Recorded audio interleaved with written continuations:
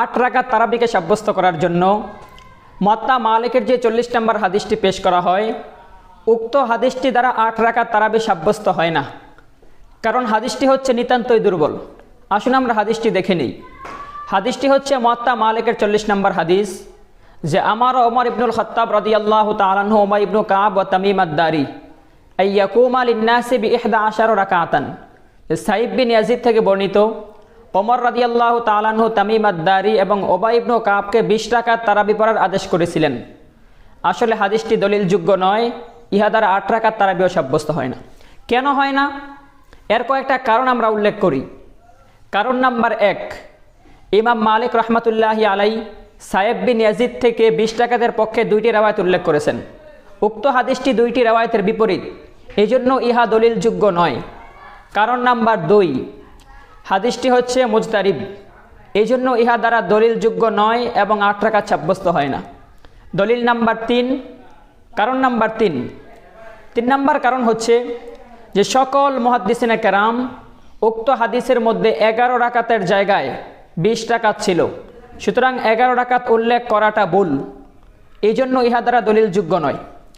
কারণ নাম্বার 4 হচ্ছে যে সাইব বিন ইয়াজিদ রাদিয়াল্লাহু তাআলা আনহুর শাগরিদ সাইব বিন ইয়াজিদ রাদিয়াল্লাহু তাআলা আনহুর শাগরিদ ইয়াজিদ ইবনে হুসাইফা রাহিমাহুল্লাহ, তার রিওয়ায়াতের মধ্যে কোনো ইজতিরাব নেই, আর তার সকল ছাত্র এইভাবে হাদিসটি বর্ণনা করেছেন যে ওমর রাদিয়াল্লাহু তাআলা আনহু 20 রাকাত তারাবির আদেশ করেছিলেন। এটাই হচ্ছে সঠিক। এই কারণগুলো থাকার কারণে মুয়াত্তা মালিকের হাদিস দ্বারা 8 রাকাত সাব্যস্ত হয় না এবং হাদিসটি মুজতারিব, ইহা দ্বারা দলিলযোগ্য নয়। 8 রাকাত তারাবির পক্ষে আরও একটি তাদের শক্তিশালী বর্ণনা রয়েছে। এটি হচ্ছে সহিহ ইবনে হিব্বানের 710 নম্বর হাদিস, যেখানে বলা হয়েছে জাবের রাদিয়াল্লাহু তাআলা আনহু বলেন যে রাসূল সাল্লাল্লাহু আলাইহি ওয়াসাল্লাম আমাদেরকে নিয়ে 8 রাকাত তারাবি পড়লেন এবং বিতের পড়লেন। উক্ত হাদিসটি নিতান্তই দুর্বল, জয়ীফ, মুজতারিব, ইহা দ্বারাও দলিলযোগ্য হয় না। কেন হয় না? এরও কয়েকটি কারণ রয়েছে।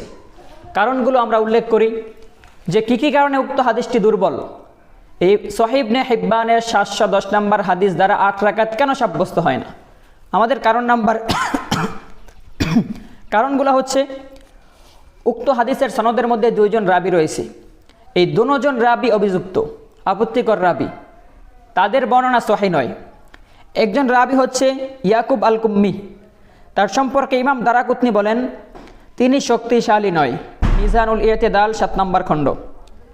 আরেকজন বর্ণনাকারী হচ্ছেন ঈসা ইবনে জারিয়া, তার সম্পর্কে ইমাম নাসাই, আবু দাউদ বলেন তিনি মুনকারুল হাদিস ছিলেন। 3 নম্বর কারণ হচ্ছে ইয়াহইয়া ইবনে মাইন বলেন তার কাছে আপত্তিকর বর্ণনা রয়েছে, মিজানুল ইতিদাল 7 নম্বর খণ্ডই। 4 নম্বর কারণ হচ্ছে ইবনে আদি বলেন তার সকল হাদিস সংরক্ষিত নয়, তাহজিবুত তাহজিব 8 নম্বর খণ্ড।